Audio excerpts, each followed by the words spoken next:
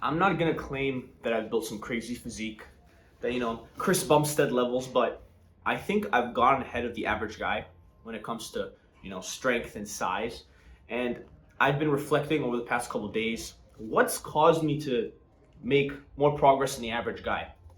And I was thinking about it, and I was thinking about it, and I finally settled on motivation. And you might be thinking, motivation? What the fuck does motivation have to do with training? You just come in, you train, you lift, you eat good, you sleep well, and then you're just gonna make progress. Your motivation behind why you train shouldn't really matter. Or that's what most people think. But I think that's wrong. I think I accidentally stumbled upon a kind of motivation which has enabled me to make more progress than the average guy, get farther than the average guy. I'm still not where I want to be, but to make a lot of progress. And it's about the type of motivation, negative or positive. It's 6 in the morning. I'm at the gym. Just got myself a little espresso. We're just gonna riff for a bit. Just gonna talk. Just gonna hang out. Ask yourself, why does the average guy train? Why does the average guy get into the gym? The average guy gets into the gym because on some level he doesn't like the way he looks. 99% of the time, let's say. He doesn't like the way he looks, and it's kind of a negative motivation. He gets in there because maybe he goes through a breakup, maybe he loses his job, maybe his uncle makes a snide comment at Thanksgiving dinner, and he's like, fuck man, I gotta change. And it's kind of like, it comes from a little bit of a negative place. And they're coming in and they want to change their physique, change their life. This motivation is really good in the beginning. And it's the reason a lot of people get into the gym. You watching this, you might be still in this phase, or this is what caused you to get into the gym in the first place. And it's good. For what it is, it works in the beginning stage. But it's not going to sustain you forever, and it's not going to get you to the level of physique, the level of personal development that you want. Because nothing good is ever born from negativity. Negativity can be a good start. It can be a good catalyst for a reaction, but nothing beautiful and like truly amazing is ever born from negativity. So the average guy gets into the gym. What does the average guy kind of accomplish in their fitness? Not much. If you look at the average person in the gym, they kind of look normal, maybe slightly better than the average guy, but no one's achieved anything spectacular. Not that many people. Why did I get into training? It's actually interesting because I think I'm one of the rare people who accidentally just got into training, but not for this kind of negative reason. So the reason I got into training, I grew up my whole life playing soccer. That was my thing. I have a couple friends that went professional. Like I was deep into soccer, right? Playing around 16, 15 years old, I started to fall out of love with the game, and I just stopped playing, and I said, fuck this. And I was kind of looking for something like new to do, something new and physical to do, because I was always a physical guy. I was always like athletic. I had a friend, Leo, shout out to Leo, who in high school lifted weights, and I always thought lifting weights was gay. I always thought lifting weights was stupid. Like, what the hell are we doing here? You're gonna go and lift. It was for meatheads, I thought I was more intellectual than that. I didn't care that I was skinny. I was a soccer player. I was skinny. I didn't give a shit. I thought I looked fantastic. Like, I had no problem, with the opposite sex. Like, I was chilling. I was just in high school chilling. But one day I went in with Leo.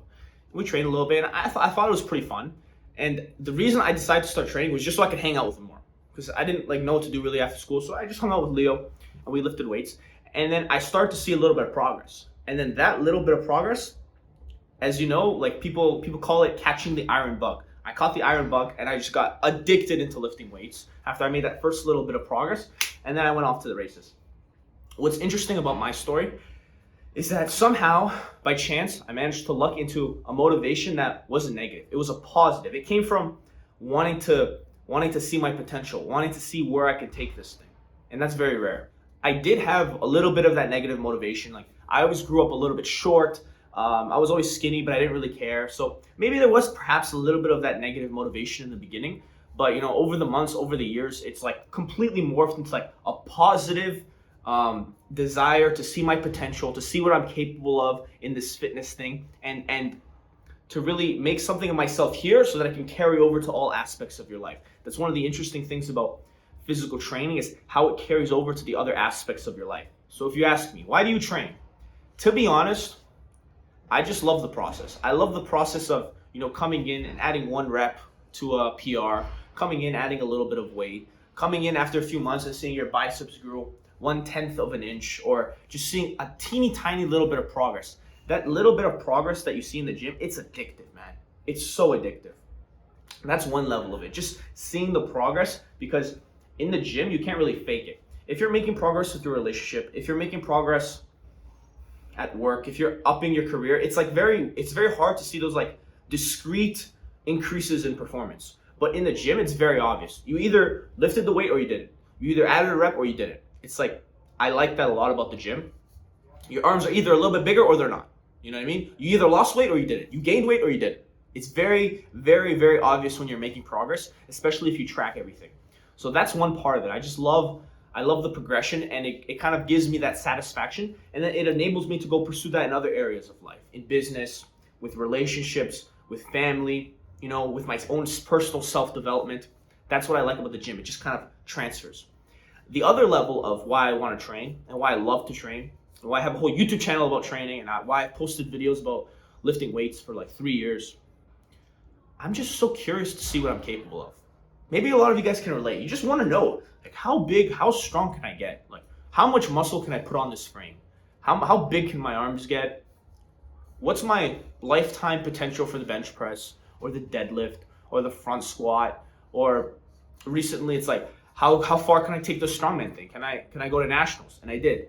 Can I eventually win nationals one day? Is that possible? Can I go to the Arnold Amateur Strongman Championship? You know, like, these kinds of questions really fascinate me. They really fascinate me. Most people that come to the gym and they just have that negative motivation. They just want to look better. I just want to look better. I hate how I look. I just want to look better. They don't have this kind of positive energy that's catapulting them into like their workouts. And it shows, because they have a shit physique. 99% of them. I'm not saying you can't build a good physique, but most of these people have a shit physique. You need to find positive fuel. Positive fuel. So, going back to what I was saying, there's a Socrates quote. I don't know if it's by Socrates or if it's just attributed to him. It's something along the lines of, you know, every man should see the beauty for which their body is capable of. I'll put it on the screen. It's really true, man. It's really true. Once you get into the gym for a few years and you start to see some progress and you start to see your gains slow down and you start to kind of optimize, okay, maybe I shouldn't front squat and deadlift on the same day because I'm thinking about my lower back fatigue, and you're just optimizing all these factors, man, it starts to get addictive, and you just want to see how far you can take it. That's it. I think that's the main motivation for training. Bro, I just want to see how far I can take it. How far can I take it naturally without taking drugs? How far can I go? There's this positive energy that's really, I think, taking me. I'm not anything special. I'm really not. But it's this positive energy that's taking me to another level compared to the masses, you know? So I can walk into a room and I can feel confident about my physique, like I have a shit ton of muscle, or that, you know, I can go to any strongman competition and do okay, you know, except for nationals. I feel strong, I feel big. It's really been, I think the secret has been this motivation, this mental shift in motivation, which I've accidentally found. It's not like I was thinking about this. It's not like I was thinking about this consciously in 2016. What's my motivation? Should I make it positive or negative? That's not how it went. But I kind of accidentally fell into this positive, constructive fuel, and it's enabled me to go farther than the average guy.